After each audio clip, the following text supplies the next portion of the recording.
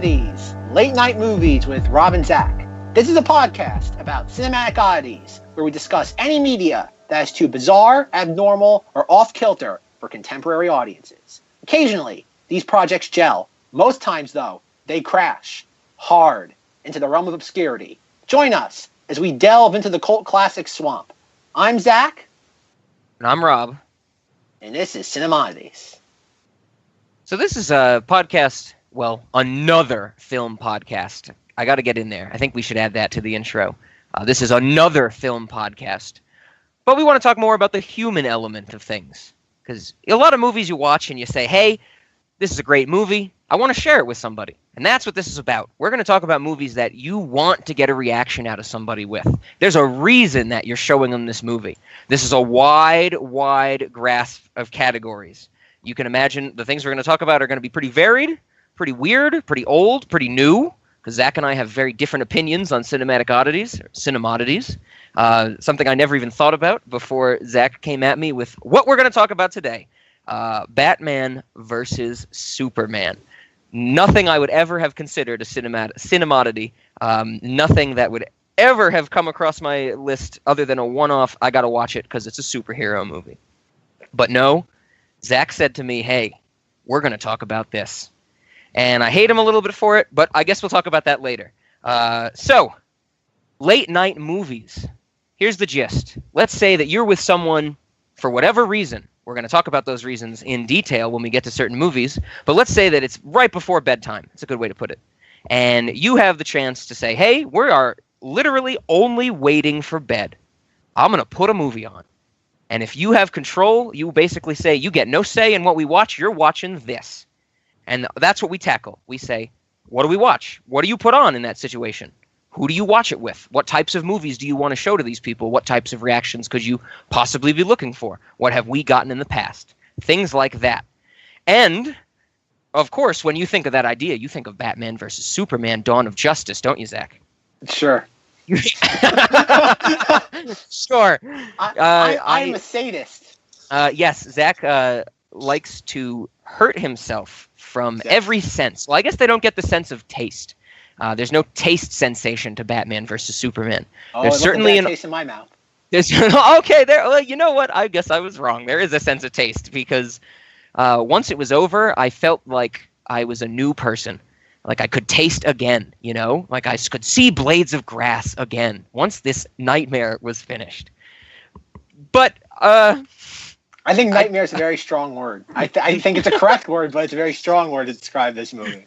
Oh, okay. Yes, we are going to talk about Batman versus Superman, Dawn of Justice. Before everything, I have a question for you. What is the actual title of this movie? Is it Batman v Superman? Is the title literally just the letter V in it? Or is it VS period? Is it the word versus? What is the official title of this movie? I'm pretty sure it's referencing the infamous Supreme Court case of 1903, Batman v Superman, Dawn of Justice, where Batman brought formal charges against Superman in the court of law, and all the other courts had to eventually push it up to the highest court in the land, the U.S. Supreme Court, and that's where this film takes place. It is a recreation of that infamous Supreme Court case. Directed by Zack Snyder, excuse me. I heard a little bit about this in the tiny amount of research. I guess it should be said that I don't really research the movies you put forward to me. I just watch them. The movies that I put forward, I certainly know quite a bit about and I delve into. But the little bit of research I found, that is what they based Marvel's Civil War off of, wasn't it? The DC Civil War in the courts came before the Marvel Civil War? I think so. I think that's how it worked out. Yes, that's how most of the comic book ideas happened. That DC did it first and Marvel stole it from them. Yes. That's just the way it usually goes. And now DC is trying to catch up with these types of movies. Yes. Yes. But getting back to your types of movies. What do you mean these types of movies? These types of movies. No, but getting back to your point though, the name of this stupid movie is that I can still remember this being a thing when they first announced it was Batman v Superman. Everyone kind of looked at each other like, what? It's like as the letter V. As the letter V. The letter V. It's the letter V period. Which uppercase again, or lowercase. I think that's my next question. Do we have any idea? Oh my lord. How do we even get an answer to this? I don't even think you think I'm imagining that there's a poster out there with a capital V and there's a poster out there with a lowercase v, and there's No, it's always the capital V, because I know that, I don't think there was a poster that actually had the V on it. Oh. But it's worth noting that I remember they did some sort in the marketing build up to this film. Oh wait, there is a poster with the V. I stand corrected. You can buy it on allposters.com. Is it capitalized? For the low price of too much money. No. You can buy the poster on clearance for $1.98. I don't know about you, but I know I'm buying after the recording. That is not a poster I want. I don't want to be reminded of this movie. Yes. I guess it should be said as a general opinion. I said to Zack that I wanted to discuss this movie in one of our first episodes to get it out of the way. I do not want a poster to remind me of this nightmare. I want to not think about it ever again after talking about it with you.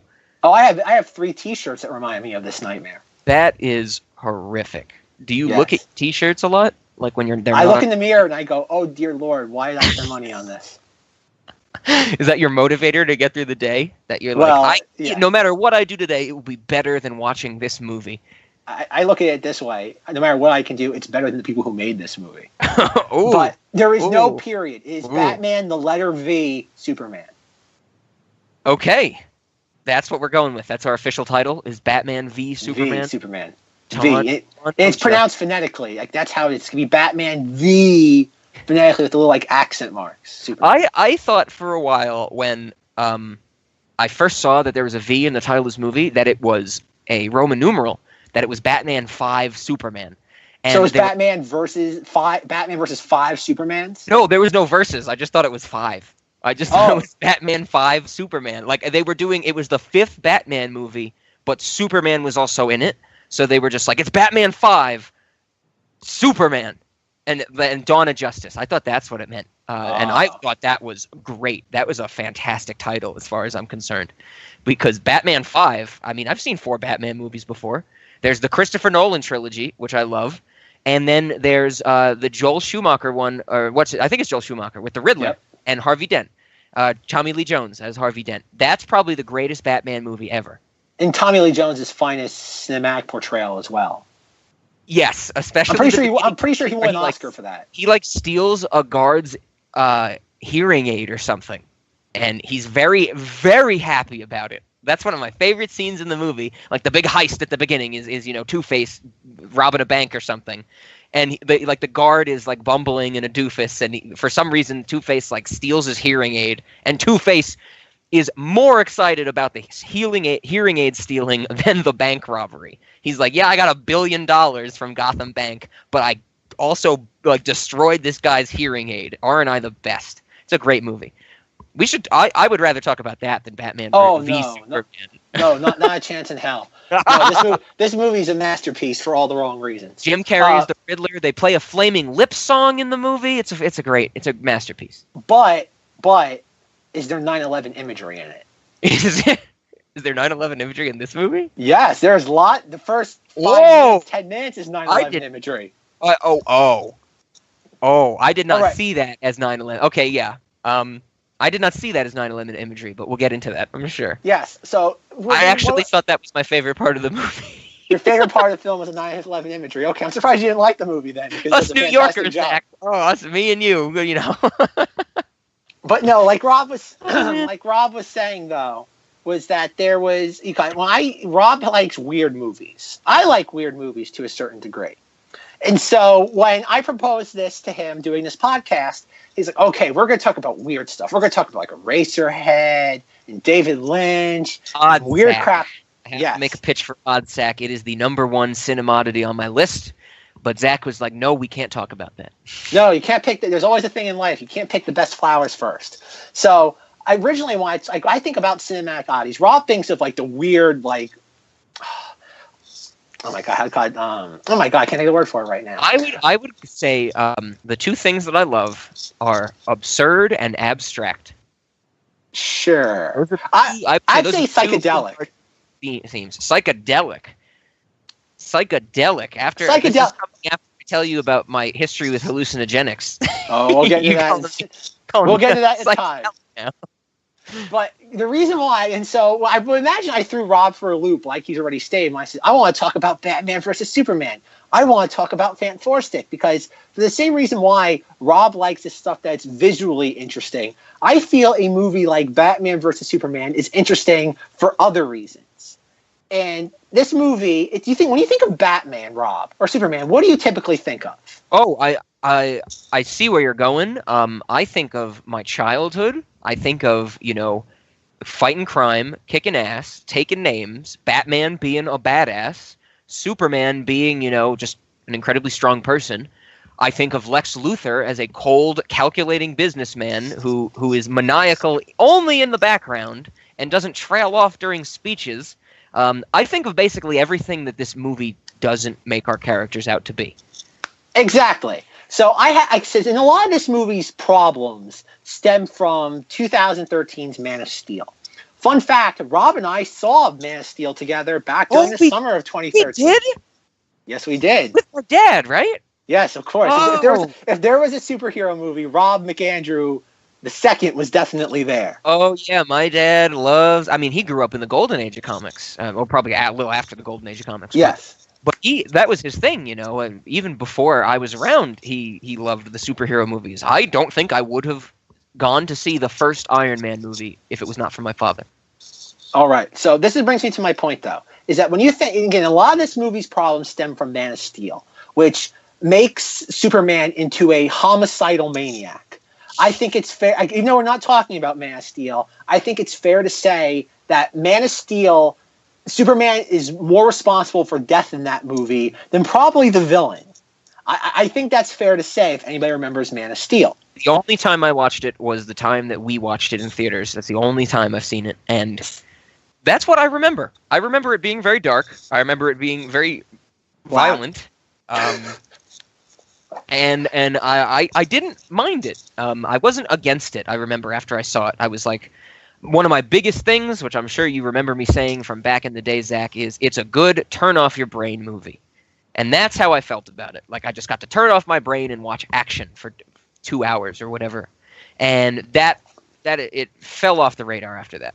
Well, when someone says turn off your brain movie to me, I think of something a little bit more quiet. Man of Steel is kind of like someone taking like a drawer full of utensils and putting it in the blender and turning it on for like a half an hour. It's kind of the same realm as like the Transformers films. But Superman, that movie has a lot of... Superman has no interest in helping people in that movie. And Batman versus Superman begins with the ending of Man of Steel. And I have an idea as to how Zack Snyder pitched this movie to Warner Brothers. For people who don't... So there's this famous story in Hollywood that when James Cameron pitched Titanic to the studio executives, he brought a giant, like, 24 by 36 inch poster of like artwork of the Titanic. And he went into the meeting and pointed to the poster and said, Romeo and Juliet on the Titanic. And the studio executive said, how much do you want, Mr. Cameron? And he goes, I want all the money to make this movie. And I did not know that. I have a feel, yes, that's apparently what happened. James Cameron says that's how he pitched Titanic to the executives. How big was the picture? It was pretty big. If it was not 24 by 36 inches, it had to be at least 27 by 40. So we're talking like nice size. Oh, but okay. That's neither here nor there, because I have a very similar feeling that Zack Snyder did the exact same thing for Batman versus Superman, or at least Man of Steel. I would imagine during the spring of 2011, Zack Snyder walked into the executives of Warner Brothers, because this is a Warner Brothers film, and he had a similar sized poster. We don't know the size of it, but it was covered by a sheet. And he walked in and goes, hi, studio executives, I'm going to pitch you my take on Superman. And what this is, he pulls the curtain away, or the veil away from the poster. And what it is, it's a static frame of the second World Trade Center tower about to be hit by the airplane. He goes, imagine that, but instead of terrorist, it's Superman. And they said, Mr. Snyder, how much money do you want? Because you're going to get all of it. Oh, I love it. Now I totally see it now that you're mentioning it. Like, especially that opening scene of the movie where it's just, Ben Affleck in his car calling to get everyone out of the building, and you just get every shot is from the ground up at things falling from the sky and buildings collapsing. I was watching. I've always had problems with Man of Steel, but I was watching Batman versus Superman today, and I was shocked at how much it's trying to emulate the 9/11 ground level experience. Like, you have all these buildings collapsing. You have just people in like the ash plume, like going down the streets. Again, look up any 9/11 footage. It is eerily similar to the beginning of this film. Like, shocking for a major blockbuster. That is a great thing. I just want to say real quick in there that I am so glad in the first possible thing we are recording for our podcast that one of us said, if you look up 9/11 footage. That is fantastic. It's just like as a logical point. If you look up 9/11 footage, and so now that is kind of immortalized forever. That's where we're going this quickly. Best first episode ever. Best first episode. No, I totally see what you're saying. I have a different perspective on that. Was there more? Do you have more on that scene to say, or? Because I have a completely different perspective on that scene, and why it's probably my favorite part of the movie. Okay. My question is, at one point, Ben Affleck calls his boss, or not boss, calls his, like, I don't know what his associate in the building, and is like, Jack, get out of there. And Jack looks out the window, and there's a building collapsing right next to him. Was there any point before that Jack maybe thought, maybe we should evacuate the building once we have a giant alien creating a holocaust in the middle of the city? I thought the exact same thing, but the reason I thought that was when they cut to the shot of like the Jack, the guy in the building. The people around him aren't all crowded by the windows. It looks like they're all still working. Yes. And that was what caught my attention. I was like, what is this, a regular work day? Like, Superman fighting Zod and the whole terraforming drill that was coming down for an hour or so by the time this happens, I thought. And these people are just like, nope, gotta keep working, gotta keep writing those memos. Yeah, but sure. Going behind the scenes, I noticed that scene too. And what I'm thinking is, when they filmed that scene of the people in the office building, I don't think they knew at the time what they were putting into the blue screen of the windows. I just think they were told, something's happening around the city. I don't think the actors were told, oh, there's going to be a skyscraper collapsing right next to you. Just, you're in an office. What do you do in an office? What do you do? But there's a little commotion. Like, maybe somebody's like yelling or something. Nothing major. Not like a city collapsing or complete Armageddon. Oh man, this movie's a mess. Oh yeah. Yes, the beginning is very strange. I don't know why, like, Bruce Wayne feels the need to be there. I know it's to create the whole scene where he saves the guy because his legs get hurt, the employee of Wayne Enterprises or whatever. But like just for action, just for suspense, it's like, okay, Bruce Wayne's in a car. He's not in the Batmobile. What's he gonna do? Nothing. He's gonna do nothing, Zack. That's again, the movie. I'm looking at this movie. I'm like, you have a movie like you're naming the movie Batman versus Superman, like how you described it. No one goes into a Batman Superman movie saying, I want to see a realistic city being totaled. It's like, why not just have Bruce Wayne in the building and he's trying to evacuate people, and then something happens, and either, like, again, he can't save everybody. It's a skyscraper. You can't save everybody if you're within the ground zero perimeter of the battle. Why not? Again, he takes a helicopter and he starts racing toward like the epicenter of the attack. Yeah, and it's like oh my god! But just so he can lift rubble off of the guy's legs.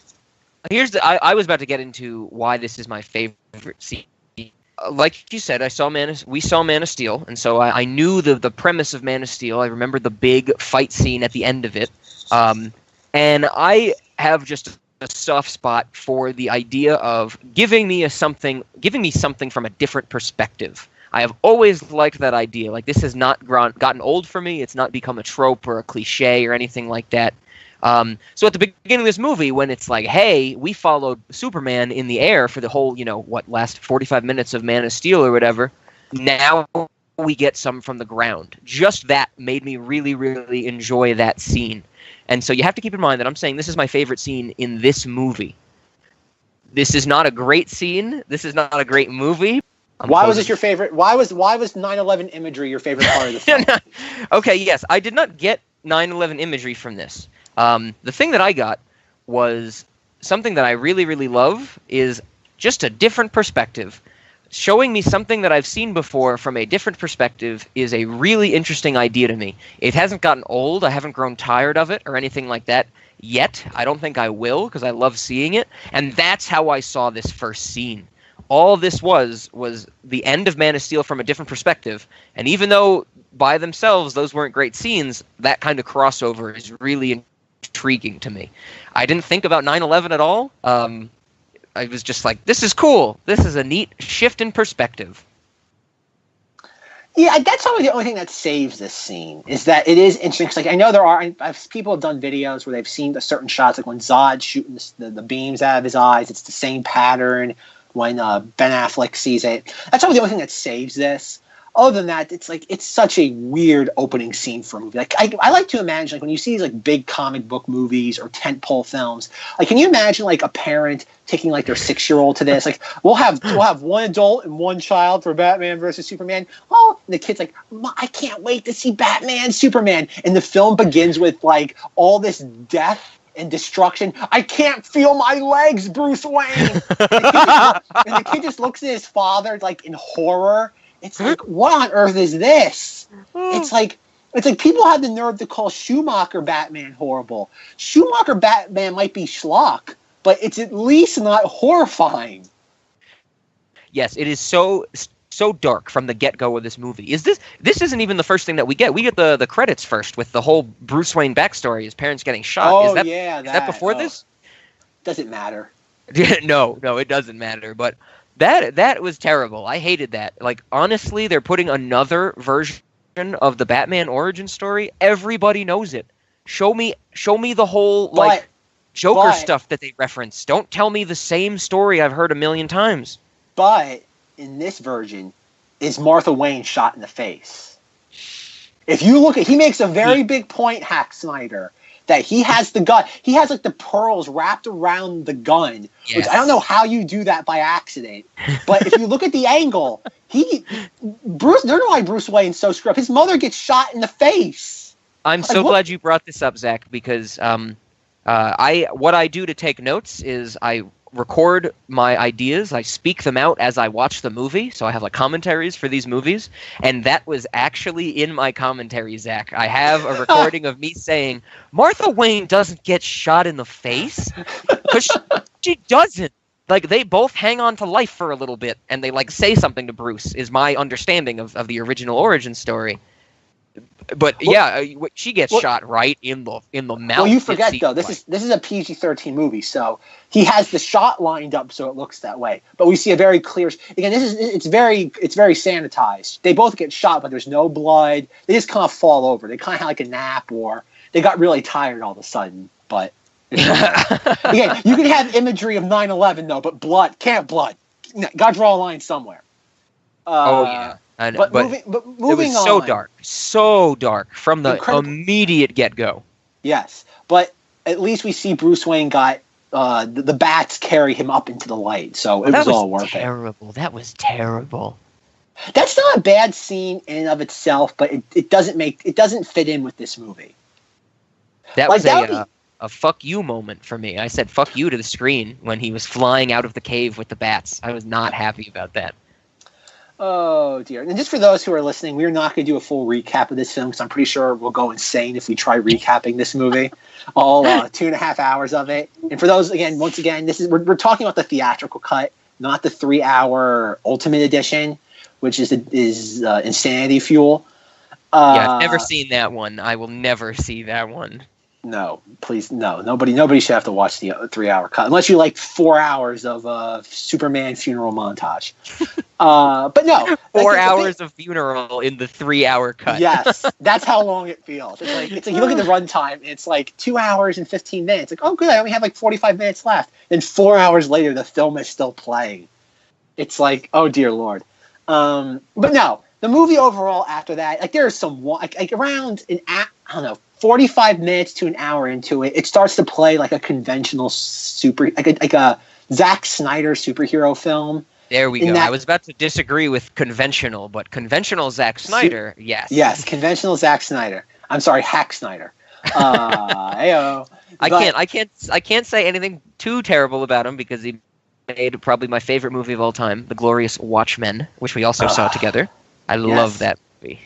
That movie. Love it. It gets harder to like that movie as the years go on. I mean, I just have that sense of wonder packed away neatly in the back of my brain. Oh man, nostalgia! That nostalgia, man, clouds everything. But no, like some of the things I still can't. Again, going back to Zack Snyder. Zack Snyder Did you know that Lois Lane's cameraman that gets shot in the face as well? That seems to be a running motif in this film. People get shot in the face. Did you know that's Jimmy Olsen?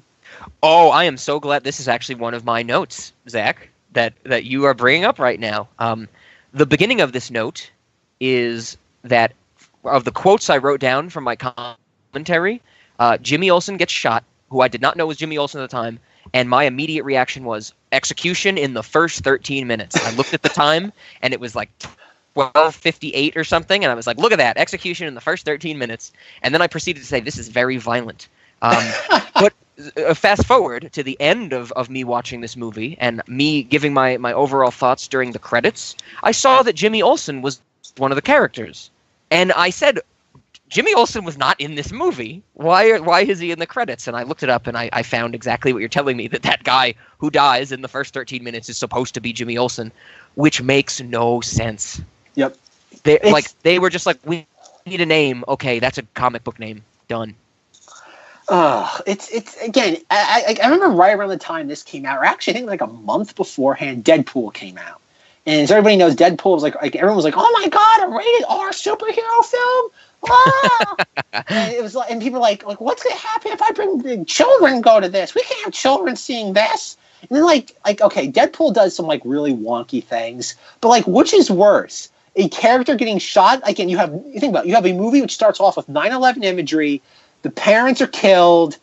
Then you have a reporter get shot in the face by like mercenary, like whatever it is, people. That whole scene is incredibly violent. The first Lois Lane scene is so violent. Exactly, but it's real. Like, okay, people are like, oh, what's the difference? The difference is Batman versus Superman is like realistic, gritty violence. Then you have Deadpool, and Deadpool is like cartoonish and over the top. It's like no kid on the playground can say, I want to replicate Deadpool. Everybody get in the car. I'm going to take the cigarette lighter and put it down your throat. It's like, no. It's like, or like, the cigarette lighter in the car. Like, so it's like, okay. Like, no, that's not going to happen. Like, yes, Deadpool is over the top, and like a 6-year-old be seeing that. Probably not. But it's not. It's so extreme and outlandish and cartoony. Like Batman versus Superman, it's just so miserable and it's so like hyper realistic. It's like no one like walks into a Superman movie and it's like, I can't wait for this realistic take on a character that wears red underwear and a red cape. And it's like, oh dear Lord. And like that's why, again, going back to why I picked this movie. This movie is an oddity just because of how much it bends what you think you know about comic book movies. And again, I'm trying to think, after like the first like 30, 40 minutes of this movie, I don't have much really to complain about it. Like, don't get me wrong, it does some weird ass things the further you get into it. But it's like, I'm trying to think, right after you have the Superman like ghost like in like saves Lois from like is it Middle East or is it African drug lords or like I think warlords? It's Middle Eastern. I think it's I don't remember for sure, but I remember Middle Eastern for some reason. Whatever it is, Superman saves Lois Lane from like the warlords. Yeah. And so like after that, like the very next scene is like Lois coming back to her apartment. It's so like mundane. Like she's getting the mail. She's like running a bath for herself. And she's sitting there and she's like sitting in the bath and Superman comes in and he's like, I didn't think you'd be home so soon. I'm like, you're Superman. You just saw each other. It's like, how'd she get back there? Clearly you saved her. Like after he saved her from the warlord, what do you do? Say, all right, Lois, I'll see you back in Metropolis in like 34 hours as you get a flight to like Europe, then fly overseas as I can fly supersonic around the world. And it's like, what is this? And he's like, I was going to cook you dinner. And he has flowers. And it's like, what on earth is this? Like, I got you flowers, honey, after I crushed the warlord that had you at gunpoint. It's like, what? Like, it's like tonal whiplash. I didn't think about it in that scene because that scene made me scream at the television when he got into the tub fully clothed. Like, that angered me. And the movie continued to anger me because I don't know if you caught on to this, but there's like 4 separate scenes where someone gets into liquid while they're fully clothed. It's a very wet movie. And that bothers me. At least take your socks off. Like, no one likes wet socks. Wet socks is a terrible feeling. At least do that. Be a normal person, bro. Maybe Zack Snyder has like a water fetish. I mean, I could see that. I could definitely see that. There's a lot of rain in Watchmen, right? A lot of very stylized rain. There's rain in 300. That's true, yeah. The waves from some of those shots where they're up on like cliff edges and stuff. Yeah. Oh, okay. We're cracking a conspiracy here. He's a very slick filmmaker in a moisture sense, not in a technical sense. Yes. No, but the point that you made, that scene, which I did, I was bothered by the bathtub, him getting into it, but you said it's like, yes, it's Superman and Lois being like a regular couple, and that doesn't make sense. That doesn't work because they aren't a regular couple. That's not even like a major point of the movie.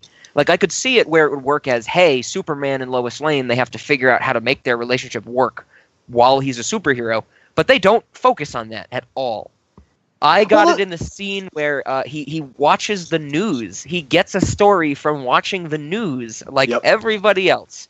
And, I know this isn't, I'm pretty sure it was the Brandon Routh Superman movie, but Superman like flies into space and listens to the whole world. Like, that's a scene in that movie, I'm pretty sure. So Superman doesn't need to watch the news.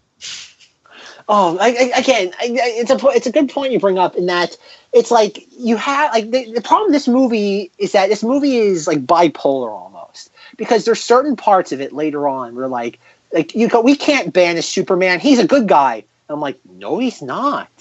It's kind of like he's responsible for millions. Like they erect a statue of him in the middle of like the vaporized center of Metropolis where millions of people died. I'm like, who on earth would worship? Like, who would create a monument to this guy? If he wasn't here, no one would have died. Exactly. Like it's one thing. Like, okay, people say, well, Zod had this stupid terraforming machine in the middle of the city. Superman had no choice. It's like he broke. I think I remember from Man of Steel, he breaks the one in the middle of the Indian Ocean. Why couldn't you have a scene like what should have again, not to retcon Man of Steel in this Batman versus Superman discussion, but like why not have a scene that like before Superman goes to the Indian Ocean terraforming thing? Why not have the very first scene like the stupid terraforming device goes right over Metropolis and it makes its like weird dubstep noise like right before that happens? Why don't you see that like, it goes like it lets out that like weird it drops the bass. Yes, right before it's about to drop, it drops the bass, and right before, like right after it does that, why don't you have the thing like slightly urges forward, and then like everyone's quiet, and then everyone's waiting for it to do the drop the bass again, and then it lurches forward again, and you cut to Superman is right below it, and he's trying to force it into space with his incredible strength. Why not have that? And then you have him force the entire thing into the space, and he destroys it. And then Zod goes, aha, Superman, you think you've had me beat, but I still have my second one on the Indian Ocean. And they have to fight in the Indian Ocean where there's no casualties. Like, no one's going to care if a bunch of fish get vaporized. Like, maybe have that as your climax instead of the urban metropolis, literally, where there are millions of people. Like, the whole point, like, Superman's entire thing is, Superman wants to protect the whole Earth, but he can't. That's his dilemma. He has the power to save people, but he can't be everywhere at once. And in Man of Steel, Zack Snyder has Superman say, F that, I'm going to murder everybody. The bad guy goes, I'm going to wipe out the Earth. And Superman goes, ha ha ha, hold my beer. He goes, I'm going to beat you to it. Yes, and you bring up a great point. He wants to protect the whole world. That's his thing. There's one of the best Superman scenes ever is from Justice League Unlimited, the animated show from Cartoon Network, where like it's a big where Darkseid comes to Earth, and they have to stop Darkseid. And the final fight is between Superman and Darkseid, and Superman, as he's kicking the shit out of Darkseid, is saying, "I have always had to hold back on this planet in fear that I would break something." Great scene, because it's finally like Superman, he's been like, "I'm always reserved because I'm taking care of this planet. Now I can unleash." And this movie, like you said, is just, I'm unleashing. Like, I'm Superman. I guess, yes, that's a good point. I remember that in the response to this film, people were like, no, the reason why Superman's beating up Zod is because this is the first time he can actually unload on someone. And I'm like, yeah, if you've been watching these movies for 20, 30 years, but in the continuity of this Superman, he's never had to unload on anybody before. Like, he's never been that angry. I guess maybe you could say that. Like, I remember in Mask, there's a point where, like, the truck driver, like, dumps a pint of, or a pitcher of beer on him.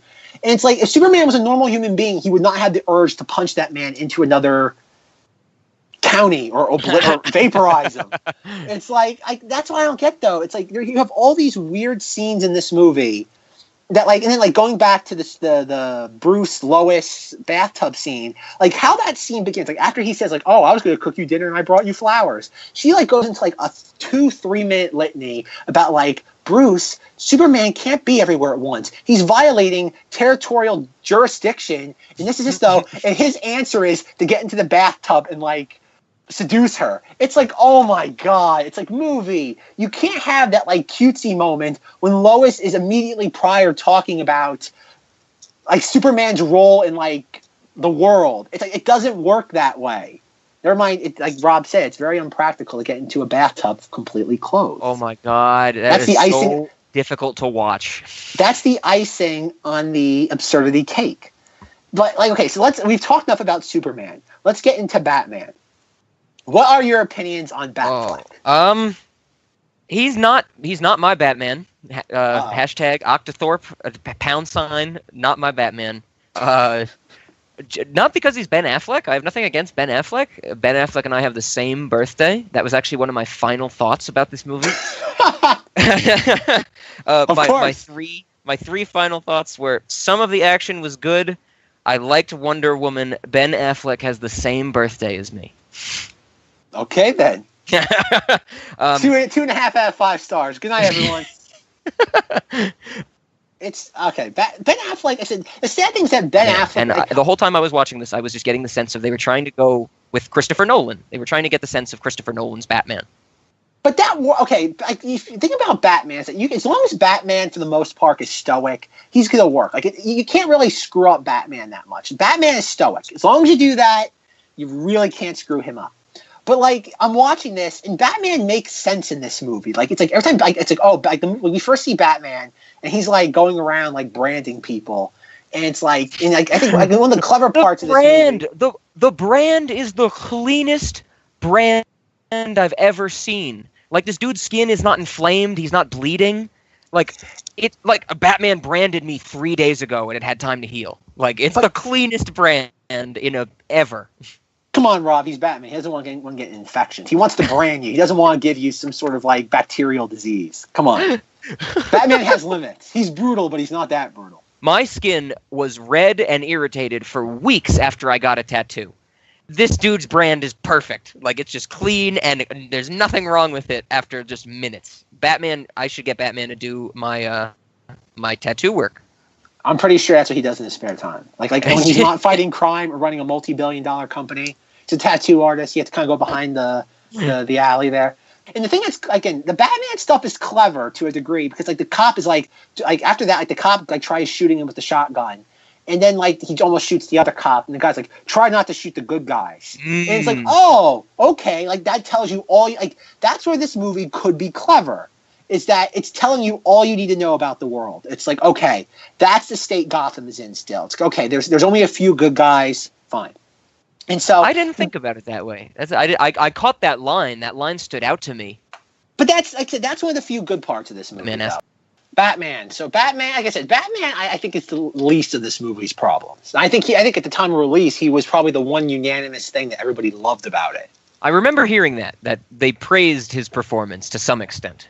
Because when he announced him, everybody just lost their mind. Everyone's like, he was Daredevil. Oh, I forgot about that. Yeah, that's another Cinemoddity. Okay, so next, I think maybe we could instead of breaking it, like I said, the first few scenes are really nutty, but beyond that, I don't think there's really any other. Again, Lex Luthor. We have to get to Lex Luthor. We have to, and that I would say there's three things I want to talk about with this movie. Lex Luthor is one of them. I know obviously you're going to disagree with me on this. I loved Jesse Eisenberg's Lex Luthor. God. God, Zach. This is the performance this movie needed. And I don't know if I'm being cynical. I really don't know. It's not Lex Luthor though. I know it's not. It's a quippy kid. It's nowhere near what Lex Luthor should be or ever has been. But in a movie where there's a homicidal Superman, is this that bizarre of a Lex Luthor? You know what? That's fair. No, it is not that bizarre. It's kind of, as I think about it, what other performance could have worked in this spot? And nothing really. You need that kind of wackiness somewhere. It's the most lighthearted thing in the whole movie. Yeah. It's definitely the most, at the same time, it's the most off-kilter in that you have this scene of him giving the senator the Jolly Rancher, putting it in his mouth. And, obviously that's meant to come across as intimidating, but it's insanely comical. And it's so cringeworthy. I yelled at the screen at that moment as well. It's like he's going through the entire thing. And again, he's doing a very specific, you can't just stumble into this performance by accident. This is a very specific interpretation of that character. Absolutely. Fun fact, the scene where they're shaving his head at the end, Zack Snyder shot that scene with IMAX cameras. Because that was not fun. If there was ever a scene that needed to be filmed with IMAX cameras, it's Jesse Eisenberg's head being shaved. I'm glad IMAX got paid. Every hair on that head. Yes, in glorious resolution. He's terrible. I really Lex Luthor is one of my favorite villains. I love Lex Luthor as a villain. I love the whole idea where he's just like, I'm not a superhero and I'm upset about that. And he's kind of like the Batman of villains. He's just a rich dude who can be great at what he wants to accomplish. And that's, like I said, I'm not a big DC person, so I can't really look at the comics. Like I said, I'm not a big Superman person. I'm not a big Batman person. But I know what these character archetypes are. The more and more you get into the villains, I don't know. And Batman has which I think is really weird, the fact that they made Lex Luthor more of a Batman villain in this. He really doesn't feel like he's the villain of Superman. He antagonizes Superman, but he's by no means his villain. Yeah, he's definitely just against superheroes, it seems, in general. I don't know, though, because, he seems to be setting up Batman much more than he is Superman. The only thing he does really to upset Superman is kidnap his mother. Yeah. The Batman is the whole ship, the white Portuguese kind of crime thing they try and throw in at the beginning. Yeah, I see what you're saying. That's like I said, he's setting up Batman between the checks that say you're not my family or you killed your family. You have all that though. And he obviously does this whole thing to make sure Batman gets the kryptonite. And then Superman's just oh, okay. And why is Batman setting all this up? Or why is he setting Batman up? Oh, so he can go after Superman.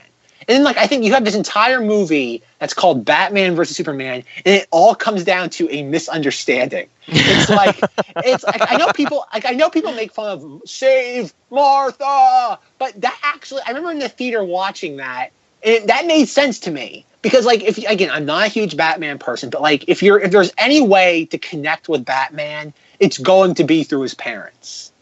So that makes sense. Okay, they're both named Martha, and again, the comics more than I do, but them having this mother with the same name isn't really discussed that often in the comics, is it? No, that's something that, to my knowledge, at least is never even a fun fact. It's not even a trivia fact. Oh, Bruce and Superman have the same mothers, have the same first name. That was a big complaint for me, was that scene. And then, like you said, people made fun of that scene or that kind of conclusion. But the second time around, it worked. It worked for me. I understood the motivations better. Yeah, I like that scene. And the whole thing,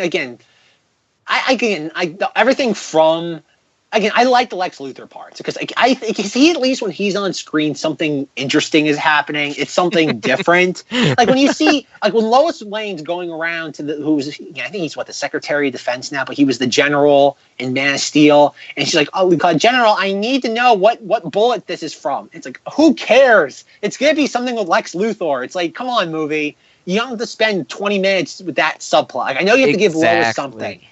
But like when you have when Lex Luthor is on screen, at least it's interesting. Like Granny's peach tea. I have to ask, was that actually piss in the jar? It has to be, right? Like considering how crazy Lex Luthor is, it has to be actual urine. Yes, I assumed it was his urine. Not just urine. I assumed it was his. Then you have again, it's such a weird movie because then you have his leggy Asian assistant that's like constantly following him around, and he sets her up just so she can die. It made no sense. It made no sense to me. See, the point that we're getting to now, the parts of the movie we're discussing, is basically when it set in to me that I was bored, and I was gonna be bored for 2.5 hours. And so a lot of it started to run together. I watched it. I wasn't playing around on my phone or anything like that.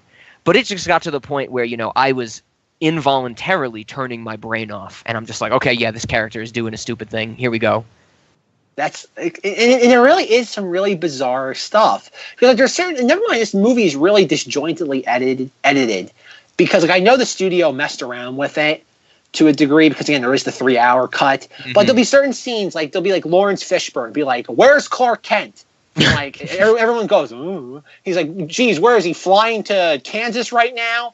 And like your brain would say, "Oh, the next scene would see is either Clark Kent Supermaning somewhere, or he's in Kansas." And instead, we get a dream sequence that comes out of nowhere with like flying bugs at the end of it. No, don't you dare say anything bad about that scene. This is terrible. That was a terrible part of the movie. No, that is one of my all-time favorite comic book movie scenes because of just how weird and disjointed. That's the movie I want.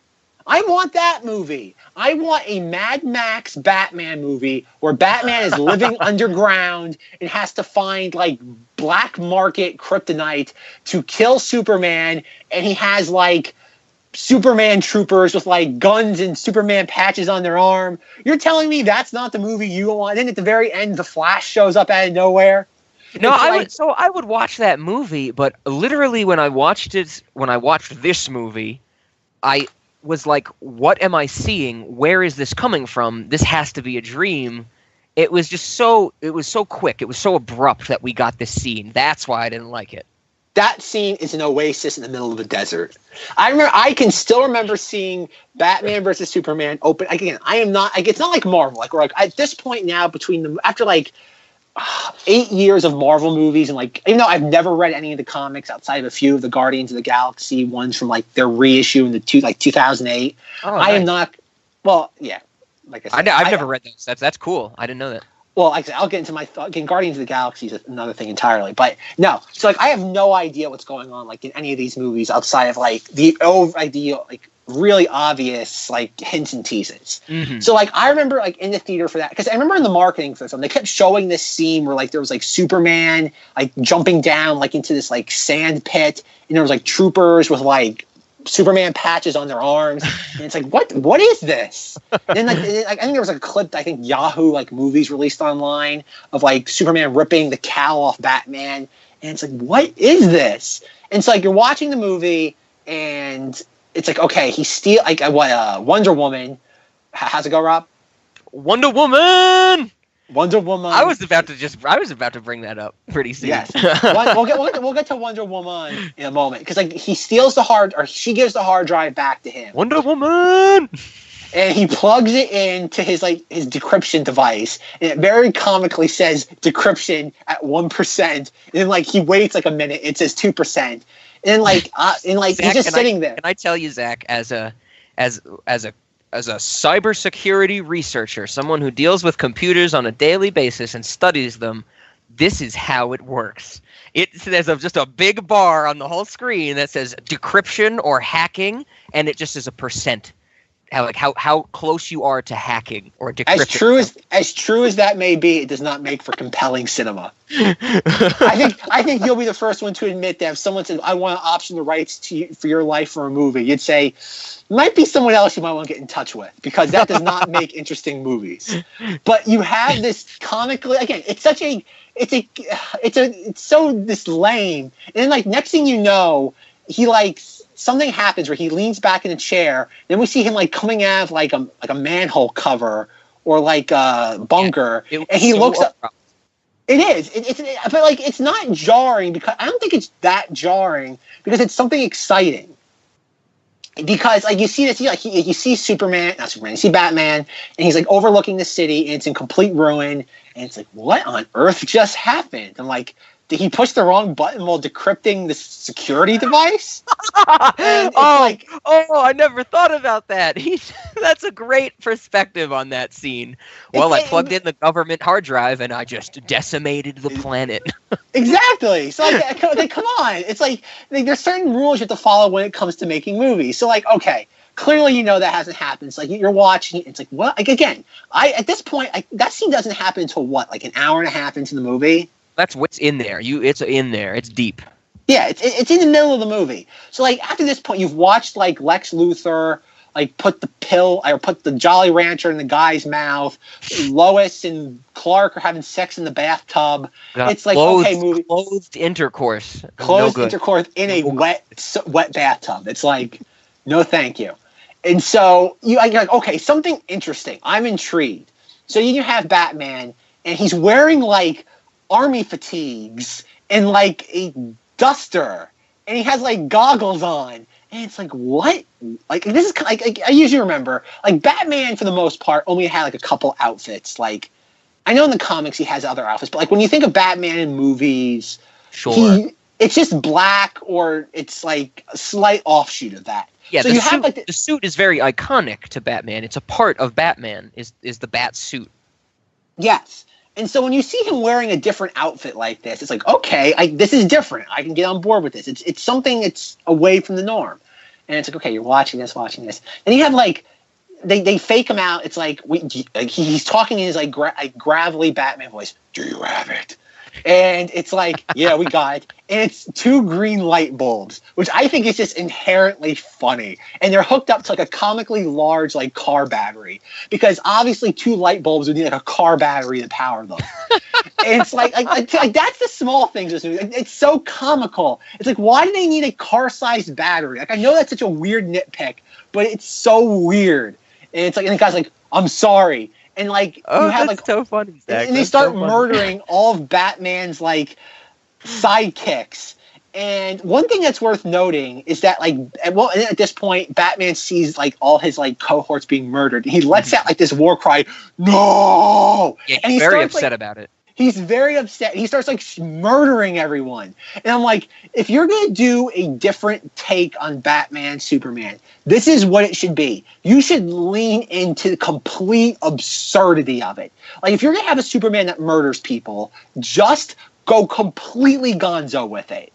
It's like, instead of doing this thing like, well, we're going to sit there like tippy-toe and like pussyfoot around it. Well, we're going to have Superman be like violent, but he's still going to be like all the other characters refer to him as if he were Christopher Reeve Superman instead. And it's like, no, you can't have that. You cannot have that. And so it's like you have like all this weirdo stuff. Then you have like the parademons show up out of nowhere, and they're like flying Black Hawk helicopters. It's like Batman's being restrained, yet he's still snapping people's necks and like punting them in the chest. It's like, this is great. And then at one point, like one of his cohorts is still alive, and he's like dragging his cohort. And I don't know why, because like, how did he get dragged them anywhere? He's surrounded, and like the cohort's like shooting people left and right. And I'm like, yeah. And it's all done with like one long take until eventually they like one of the parademons just knocks him out. And it's like, oh, this is great. And then the icing on the cake. The icing on the cake is not when Superman comes flying down into the bunker and starts slicing in half Batman's cohorts. He laser visions everybody but Batman. He lasers them in half. Yes, like he it's actually gruesome. bisects them. Yes. This is in a PG-13 kids movie. Like this is like baffling. Like again, this for people know the movie we're supposed to be next talking about is Fantastic Planet. Fantastic Planet has weird animation, and it's weird because it's a foreign movie. It has jarring animation, or not jarring, but it has like foreign animation. Like it's going to be weird, but it's not weird because. It's weird because people are trying to do something different. The people who made this is a movie made by a multi-billion-dollar corporation that market test everything. Everything is test screened. This went in front of like test audiences. This movie, that is just insane to me. And then the whole scene ends with Batman, like a fake wake up thing with the Flash. Bruce. I'm too soon! I'm too soon! It's Lois! She's the key! I was shocked. I was shocked that they did that because I thought that was a big ask for the audience. Because to reveal that the Flash can time travel that early in like your DC Universe franchise, that's a big ask, I think. Well, okay. Jumping back to when I first saw Batman versus Superman in theaters, I'm watching and it's called the Nightmare sequence, and I love that sequence. If Zack Snyder said, "Give me $15, you can watch that scene in IMAX for like 6 minutes, then get out," I think most people would have been happier with that than the whole movie, because at least that would have been a great. You know what that reminds me of? That would have been a fantastic like post-credit scene for like a Marvel film. Like imagine take that scene out of the film. And then like you have the whole movie play out. You have the whole thing with Superman. You have the stupid 4-hour-long memorial sequence. And then the credits roll, but like everybody, as you know, everybody knows on social media to stay till the end of the credits. And you have that as your end credit scene. Because Marvel does most of their end credit scenes are like what, 30 seconds, maybe 60 at most. You do like this. The length of the actual scene? Yeah, it's like what? Oh, yeah. I would say Marvel no more than a minute. No more than a minute. It's like 60 seconds at tops. But like imagine if DC says, okay, like obviously people all expect end credit sequences now. So let's do that. But instead of doing like a cute tease, why don't we do like a whole scene from like a future movie we haven't even made yet? Like wouldn't that like that'd be like imagine if you had that and it ends with Bruce! Like, wouldn't that be a great, like, a 6-minute long end sequence? Like, I think Batman vs. Superman would have had at least much more popular opinion about it if that's how the movie ended.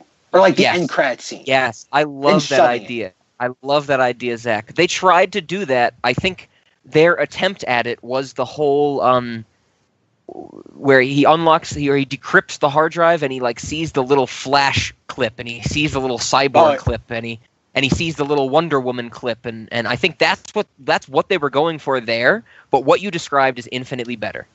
Well, the fun thing, it's not even Batman that sees those clips, it's Wonder Woman. Oh, that's right. Wonder Woman. Because he sends her the picture of him, which is the picture from the actual Wonder Woman movie. And he sends her like all these things, and the fun thing is there's the Lex Luthor designed every single one of their logos. There's a little WW for Wonder Woman. There's the Flash's lightning bolt. There's Cyborg's. Thought about that. I was like, why do they have logos already? Lex Luthor has a marketing department that saw this. Well, we have to create marketing department. I love it. It really is, but okay, I got off topic again. But going back to my initial viewing of Batman vs. Superman in the theater, I remember, I didn't know that Flash thing was coming. And I remember seeing that, and I genuinely had no clue what it was. I had no idea. And if I didn't know, as a comic book movie aficionado, I would imagine 90% of the normies who went to the movies that weekend, or even during its entire theatrical run, had no idea what. Never mind, they probably were completely confused by that sequence. That last part with the Flash, I didn't know it was the Flash because he's not even wearing his outfit. He doesn't have the lightning bolt. Like if you're going to do that scene, you need to have Flash in his most iconic uniform or outfit. You can't have him in what was it, the Speed Force suit? Mm-hmm. So, like, you can't have him in an outfit. And plus, you can't even tell it's Ezra Miller. You can't even tell it's the actor. It's distorted. It's completely distorted. It's like, it's a cool idea. Like, I can imagine whoever pitched that idea was like, oh, man, this is going to be such a cool sequence. And it's cool, but if you don't let your audiences in on it, they're going to be so lost. Oh, yeah. So, that's a good point. Because I know a lot about The Flash. That's, like, my dad's favorite superhero, so I know a lot about it by default. And, like, to my knowledge, he can time travel, but he only does it when it's, like, incredibly necessary. Like, it's a big deal when the Flash runs faster than time. And this movie is just like, here we go. We're going to start with that. Like, this is before the Justice League, and they're just like, Flash can travel through time. I said I had 3 things to talk about, and we've talked about one. One of them was Lex Luthor. And so we got 2 more to go through. I think I know what one of them is. One of them, you do know what it is. One of them is Wonder Woman! But let's do that last. There's one more I want to talk about. There's one more very, very small performance I want to talk about in this movie that I really, really liked. It was once again opposite of what I expected the character to be, or what I believe the character to be. But Alfred Pennyworth, played by Jeremy Irons. So probably best known as his role in 2 episodes of Law & Order SVU as Captain Jackson. He's one of the best characters. 2 episodes, Law & Order SVU. You think he had sex with his own daughter and he's really tortured about it, but it turns out that he didn't. He had sex with his daughter's friend, and she liked it. She liked it. It was like it was a good. I thought you were going to say plot twist. The daughter enjoyed it.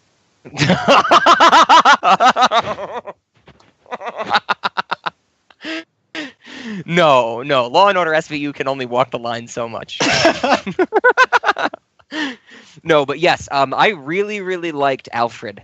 I think the only thing they could have done to make Alfred better is every scene if he had like a whiskey glass. Like, I wanted Alfred to be the surly drunk butler. Like, I really wanted Alfred to be like, oh, I gotta pilot the drone now. Let me put my whiskey down. Like, in that scene near the end where he, like, has to control the bat plane. I wanted him to be just drunk and unhappy the whole time.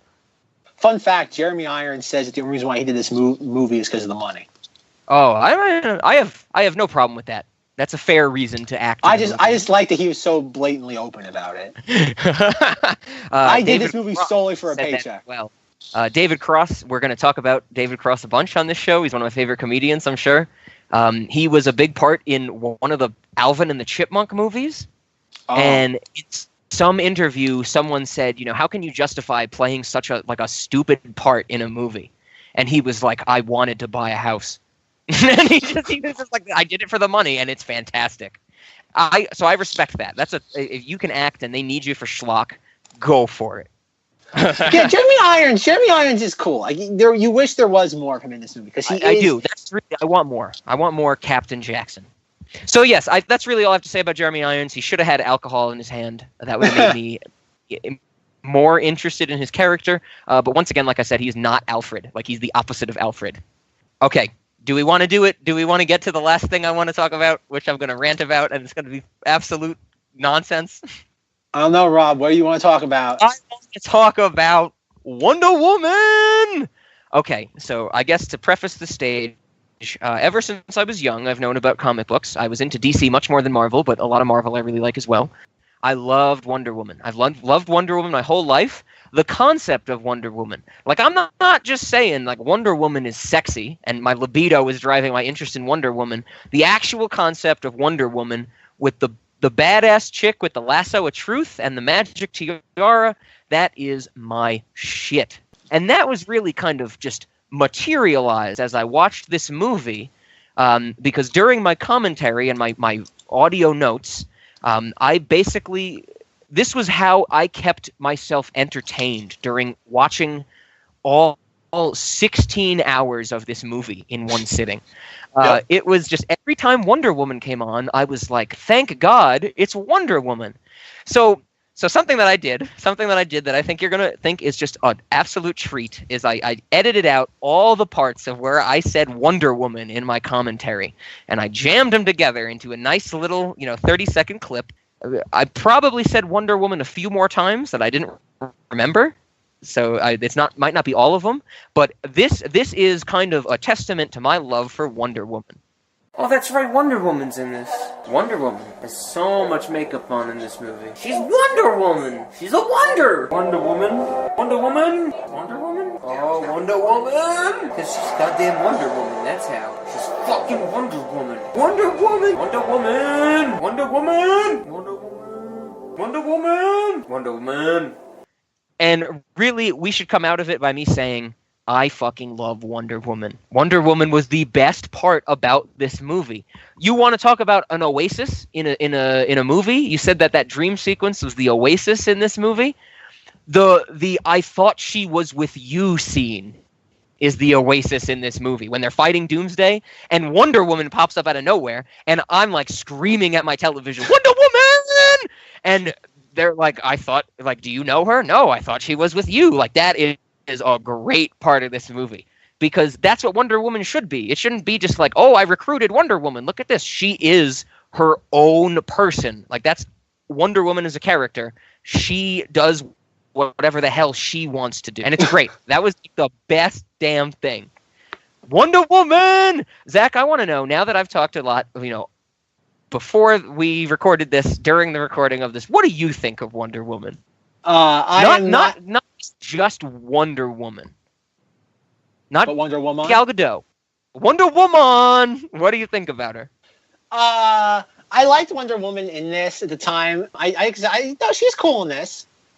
One thing I'm a little disappointed about is that I just remember during my initial viewing when she's on the Turkish Airlines plane to leave wherever it is, Metropolis, I'm like, the lowest cut top. Like, you gotta show cleavage on an airplane, right? Well, of course. You guys all the way down. But the thing that okay, to be fair, the cleavage did not distract me. What I was most distracted by, I like that she's taking a plane, but where's her invisible jet? Oh! I was like, the whole time all that sequence was going on, I had to imagine like the invisible jet was in the shop, or maybe she needed some gas for it or something. I'm like, what? I'm like, why is she taking a plane? I'd like to imagine the exact same scene, but she's loading like her luggage into like invisible space where you see her just like put her luggage in a compartment. It's just nothing there. That would have saved this movie if they had a very, very low-key introduction to invisible transportation. That would have saved this movie. And that's how she got there all of a sudden. Nobody saw her coming. She was in the invisible jet.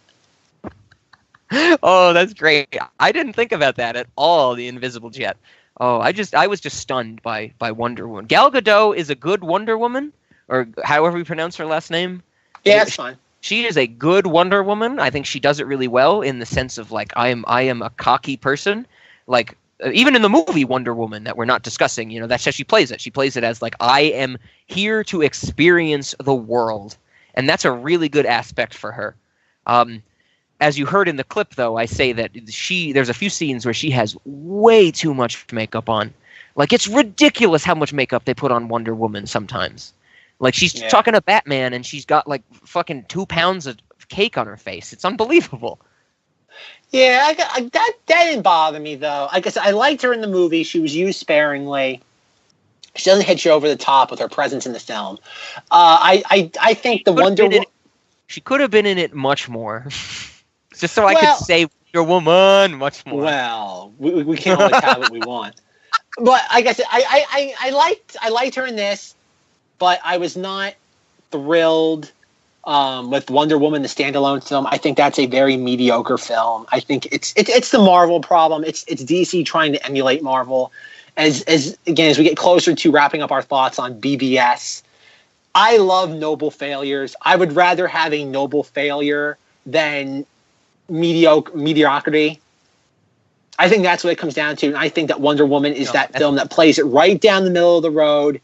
I have problems with that Wonder Woman film, but again, she's fine. Like I said, to be fair, I don't think there's any actress that would probably do any better than her, because you need not an unknown, but you need someone with no celebrity baggage to play that character, and she does good. Like I said, actress is good.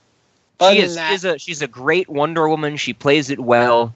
But I am just in love with the concept of Wonder Woman. So I don't think anyone could play it poorly. Well, no, that's not true. If like Jesse Eisenberg would probably do it terribly. Oh, Jesse Eisenberg would be I a wanna see that horrendous movie. Wonder Woman. He should do that. Should be the next Wonder Woman movie. Jesse Eisenberg's interpretation of it. So I wanna mention it now because we're never gonna talk about Wonder Woman as a candidate for the late night movies list. No. Like that's never gonna come up. I loved the Wonder Woman film, but I saw it as I was on a flight between America and South Korea. So give it that. That is what I watched it on, like a 6-inch airplane seat screen when it was edited for content. I think that they cut out a lot of stuff. Like, remember there was that dick joke about Chris Pine, about he's like above average in his penis? Oh, yeah. At the very beginning of the movie. I like to think that in the theatrical cut, the real version, there was like a 40-second shot of just his penis. And they edited it out for the airplane. Because you can't show that on an airplane. There could be little kids sitting next to you. You can't just have a 45-second long shot of a penis. But I like to think that it was in that movie. That builds the movie up for me. All right, then. I don't have an opinion on that. No, but Wonder Woman is great. Yeah, what is there else to talk about this movie? What else is there to say about this nightmare? Oh, there's a lot more to say, but like, I mean, you had the whole. I survived. That's what we can talk about. I didn't die during watching this. That's what they should have sold after you watch the film. They should have sold T-shirts. I survived Batman versus Superman. So I do have one more glaring question that this movie gave me. There was one thing that I got the second time I watched it around where I was just legitimately baffled by something. And I did a little Googling to figure out if anyone else was talking about this, and I found not a single word on this concept. Are you ready for this, Zach? I'm sitting down. Okay. I'm sitting down. I'm doing jumping jacks. I'm on a bicycle. Here we go.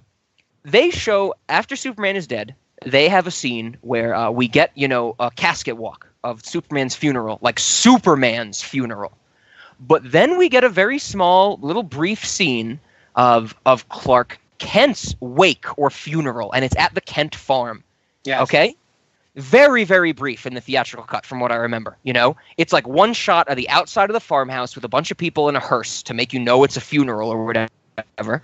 And then the only other scene we get is like Ma Kent putting flowers in Clark's hands. Okay. And okay, here's the thing. Her putting flowers in his hands after they show us the scene of all the people at the Kent house for this viewing or this wake or whatever, that establishes that it's an open casket. Does he have his glasses on in the open casket? Because if he doesn't have his Clark Kent glasses on, literally everybody at the wake would go, "Your son is Superman."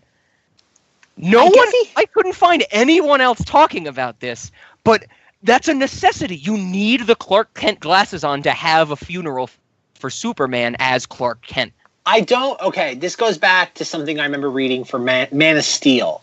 Was that there is this, I don't know if it's a theory or it's something, that the people of Smallville knew that he was Superman.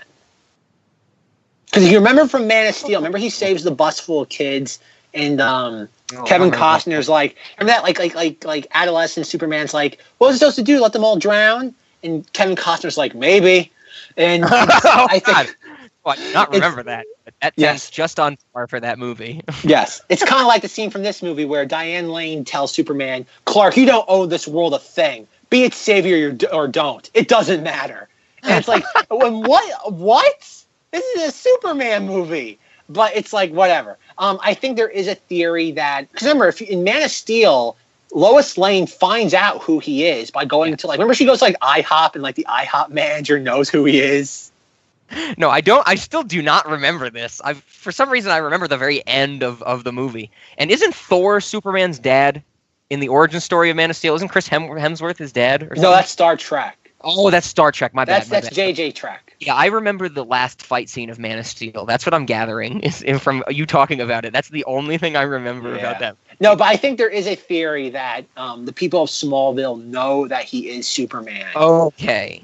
Or they know he has some sort of, because I think in the wake at the Kent household, I think the manager of the IHOP is there. Oh God, that's some deep connecting Yes. knowledge right there. It's worth noting that Batman vs Superman came out almost 3 years after Man of Steel. Wow, It's like really? 2 years and 9 months. Oh my God. That's true. Okay, yeah. I mean, it was when I was still seeing movies with you and my dad, so. It was a while. It was a nice, because that was a fun. I can still remember back at like Comic-Con of like 2013, they announced that. Everyone was like, "Oh my God!" And it's like, "There's gonna be Batman, Superman, the same movie." And the rumor came out that like they only decided that like the night before. Like it wasn't a plan. They literally just decided it. They wanted the headlines, and they're like, "What's gonna get headlines?" And so they said, "We're gonna do this instead," and that's what you got. And it was terrible. It was a boring 2.5 hours. Except for Wonder Woman. The best thing about that movie, it was great. So okay, I guess that's that's as much as I want to talk about the actual plot of the movie. I think I didn't have any more points along that line. Something that I wanted to pitch to you or get your thoughts on was, do you think this movie was trying too hard to be Watchmen? I got that sense sometimes that he was trying to emulate Watchmen to an extreme amount. I don't think any movie tries to be too much like Watchmen. I think that is a hurdle. They all should be, because that's the greatest thing. I love that. So, but here's the thing: like when this thought hit me, in the political pundits and the commentary scene, where they were like, it showed different news anchors and Neil deGrasse Tyson for no reason talking about Superman, and the immediate thought I had was, this is that news show talking about Dr. Manhattan. That's the famous scene of Dr. Manhattan coming into the world, and how do we deal with the Superman is real and the Superman is American, like that whole scene. I thought it was almost the same exact thing. It was just political pundits commentating on Superman. And I thought it was trying way too difficult to be Watchmen. Few of the fight scenes, the opening one where the cop shoots the shotgun at Batman in like the corner, he's like hiding in a corner by the ceiling.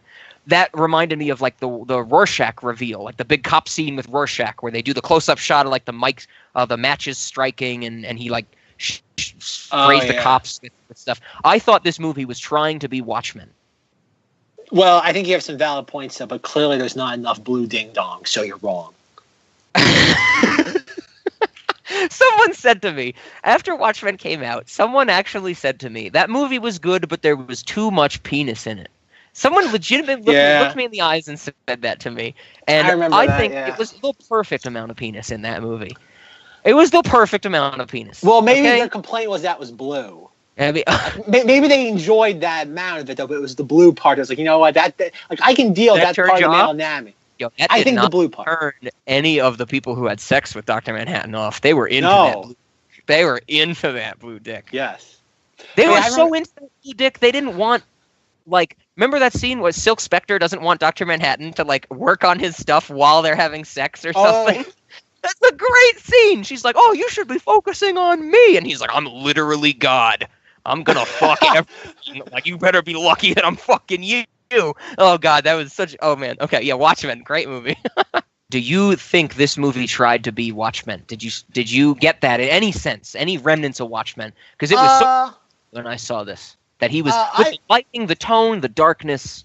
I just think that's Zack Snyder's signature. I think that's just what it is. I think that's... Because did you ever see Justice League? I have not seen Justice League. He tries to dupe... Okay, I'm not going to ruin it for you, because Justice League might be on this list eventually. This movie ruined Justice League for me, with revealing that the Flash could time travel. Justice League... Well, a lot of things ruined Justice League. But I'll tell you this much. He tries to emulate the credits of Watchmen in Justice League. Okay. With the you mean credits like the opening sequence with the Bob Dylan... Times are changing. He picks an almost equally iconic song to do it with, and it's the same sort of montage. I'm not going to ruin it for you, because I think if we ever do get the Justice League, which comes out on home video a couple days from now, I feel it might be on HBO already. I could watch it. But trust me, I I think it's part of his signature as a filmmaker, as opposed to him trying to duplicate it. Because Watchmen wasn't amazingly received. Like, I know it's not. No. It's not thought of as a masterpiece, which I think of it as, but Watchmen has one of the worst second weekend drop-offs of a movie in recent history. I think I tried to stop that. You think going to the movie? I think I tried to give it more. Yeah, I'm pretty sure I saw it once without you, because we saw it the day it came out, right? Yes.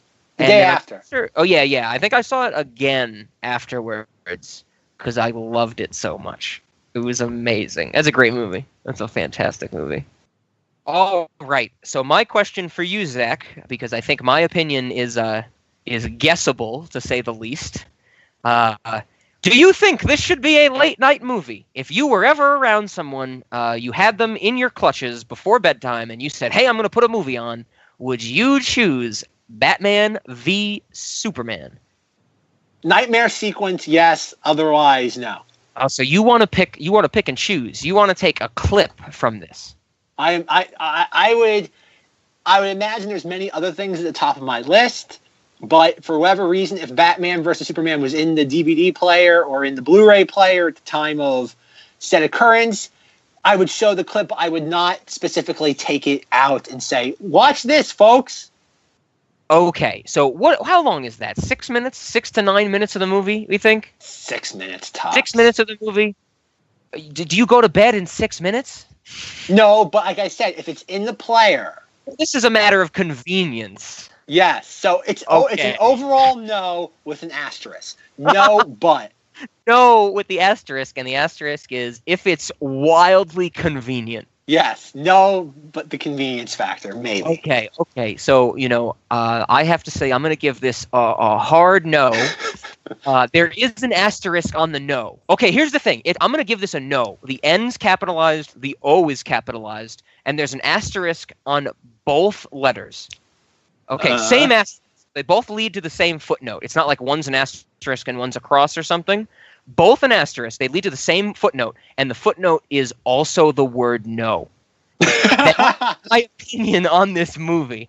I would never subject this to another human being. If you have insomnia and you need to fall asleep, yes, this is the best late night movie possible because it's boring. But no, if you really want to share your soul with somebody and say, "Hey, this is a movie that I think is weird. What do you think about it?" Never. This would never even be on the queue. Oh, jeez. Do you have anything to say that you disagree with that? No, I have to say. I think it's fair to say bon voyage to so Batman versus Superman. We're putting the no stamp on Batman versus Superman. Yes. I'm finally getting to. I'm going to burn my notes on this. I think that might be the best, most satisfying finish to this movie. I will never watch this again, Zach. Oh. But Jesse Eisenberg in Wonder Woman. What? I would rather watch Wonder Woman so I can just scream Wonder Woman at the screen for 2 hours. That cut out the middleman. Just scream Wonder Woman for 2 hours. I do that most of the time. Like, I the women I meet, I'm like, "Why aren't you Wonder Woman?" And you're like, not Gal Gadot. And they're not Wonder Woman. They don't have the lasso of truth. They don't have the magic tiara. Good thing they don't have the lasso of truth. Oh man, that is a good thing. The lasso of truth would screw me over with women, I believe. All right, so Batman v Superman is officially out of the Cinemodities canon. We say no. It does not belong on this list. There's no reason to talk about who would you watch it with because it's not on the list. You would watch it with nobody. You shouldn't even watch it by yourself. You should own a copy of it. I do want to talk about, regardless, even if we're giving it a strong no. Do we want to say what snack we would eat during it? Is there a snack? Any snack you think you could eat during this? Yes. Honestly, my opinion is anything. Eat anything. Even eat a box of nails to distract you from this movie. Eat anything. I'm going to counter that for the Batman vs. Superman movie, there was 2, not 1, but 2 tie-in cereals. Breakfast morning cereals. There was Batman cereal and Superman cereal. The Superman cereal was Caramel Crunch, which was actually surprisingly tasty. And I actually, fun story about that, but before we get into that, I'll get into what the Batman flavor one is. The Batman flavor is, and I'm not making this up, was strawberry chocolate. Yes. That is a strange for nothing says Batman cereal like strawberry chocolate. And the Superman was caramel crunch, is that what you said? Yes, caramel crunch. That one was pretty good. It had a nice taste to it. But fun story about that was that the cereal for the Batman versus Superman product launch, everything came out January 1st of 2016. A whopping 2.5, if not 3 months before the movie came into theaters. So the toys, the merch, the food tie-ins were out all on shelves. So I can still remember in early January, I came across the cereal, and I figured, oh, this is cool. So I bought 1 box of each. I bought one of the Superman and one of the Batman. And I really liked the Superman cereal. I thought it tasted really good for like... Nice. That's I don't great. like cereal normally. Finding a good cereal. Yes, but it gets better. After the movie came out and nobody wanted anything to do with this movie, I was walking through Hannaford with my mother, and Rob probably remembers this, but like in Hannaford, they have like these like... what would you even call it? Like, you remember that? Like, they have, like, you go through a grocery store and they have, like at the end of aisles, or maybe, like, in certain places, they have, like, a giant, like, I don't even know what to call it. It's like a container, like, filled with, like, a specific item. Oh, and they would do, like, displays of just stacks and stacks of, like, Coca-Cola 12-packs and stuff. Yeah. Well, that is legitimately called an end cap. That is what... it's not an end cap. No, we're not. No, we're not talking. This was like a crate. Like a mat, but like it wasn't a crate. It was like a giant like container, and it had like, and depending on where you were in the store, they'd have like specific items. Like if you're like in their SpaghettiOs aisle, they'd have like a giant like one of these filled with SpaghettiOs if it was on sale. Like let's say SpaghettiOs was on sale for like $1 a can, and so they'd have like a giant like bin filled with SpaghettiOs because it was on sale that week. But in the case of the Batman Superman cereal, the movie tie-in was over, so they had I'm not even kidding. They had like a 4 foot by like 4 by 3 foot container overflowing with Superman cereal because nobody just Superman because everybody wanted the Batman cereal because it's Batman. Why do you want Superman cereal? Plus, when you think of cereal, you don't think of caramel cereal. That's a weird flavor. Sure. And so I saw this, and the best part was this cereal was normally like $2-3 a box, which is pretty good for a cereal. Like most cereals, like $4 or $5. But at Hannaford, they had, again, 67 cents a box. And they had a legitimate crate of it. Oh, my God. So at the time, I told my mother, I said, oh my, I flipped out. I'm like, 67 cents. This has to be a mistake. 67 cents. That's amazing. That's amazing. And so she goes, okay, get a few boxes. I said, a few. You get 10. You get 10 for $7 plus tax. I'm not, okay, you're going to laugh at this. I literally said, I'm going to wheel the entire crate to the checkout lane. And she goes, you can't do that. And I said, why? We literally cannot fit it all in the car. I said, you're right. I can't fit all this in the car. So I literally came home, and I'm not making this up, with like 40 boxes of cereal. How many you could fit? I fit as many. You hit maximum capacity. I almost hit, like I said, you know what? I got as many for 40 cents. I spent way more money. I spent like $25 on cereal. And you know what? I still have 2 boxes of Superman and 1 box of There were a couple Batmans in there. I found some Batmans at the bottom. But I still have 3 boxes of cereal left. Keep in mind, they have not sold this cereal since like May of 2016. Zack, you're killing me. You're killing me here. This is too funny. I'm not kidding. This is a real story. I stockpiled Batman, Superman cereal. Your story has topped the joke I wanted to make. But I'm glad to see or hear that you can still do this. What I was going to say is after you told me about this Batman and Superman cereal, my immediate thought was, did you mix the two together? I did. That's the true Batman versus Superman. Whenever anyone else in the world says Batman versus Superman, I will not think of the movie. I will think of someone mixing the cereals together. Did do that. That was surprisingly when I got my first 2 boxes, like at Walmart, like at the very beginning of the product cycle. That's I first had a bowl of Superman. Then I had a bowl of Batman. And then my third bowl of the cereal, I made sure I did half and half. and you know what? It tasted just like the movie felt watching it. Oh, Zack, it tasted like I'm so nothing. glad you did that. I am so happy you did that. If you said no, I was about to be like, go get the damn boxes you have and let's mix them together. Oh, I can't do that now. They're collector's items. I can't get rid of them now. You can't open the box. Everybody knows that. You can't open the box once it's collectible. No. But I do have one box. I have two Superman and one Batman. So you know what? I can still have the Superman one day. Yes. I'm jealous. I'm legitimately jealous of you, I believe. It was a great cereal. Fun fact about the Superman cereal, because I am not a huge cereal person. So like when I find a new cereal, I go like nuts with it. Like I found like a couple of weeks ago, I was at the dollar store and I found Boo Berry for like $1 a box in like February. And I literally cleaned them out. They only had like 6 boxes. I'm like, I'm buying all of these. They're mine. At the woman's like, you must really like Boo Berry. And I'm like, in February I do. I'm like, anyone can buy it in September. But in February, you have to be a madman to be buying Halloween cereal this time of year. End. Adios, folks. I'm fine. I'm fine with that. You know, finding something for the ending. That's something I really haven't thought about until today. Well, other than the backwards version of the song.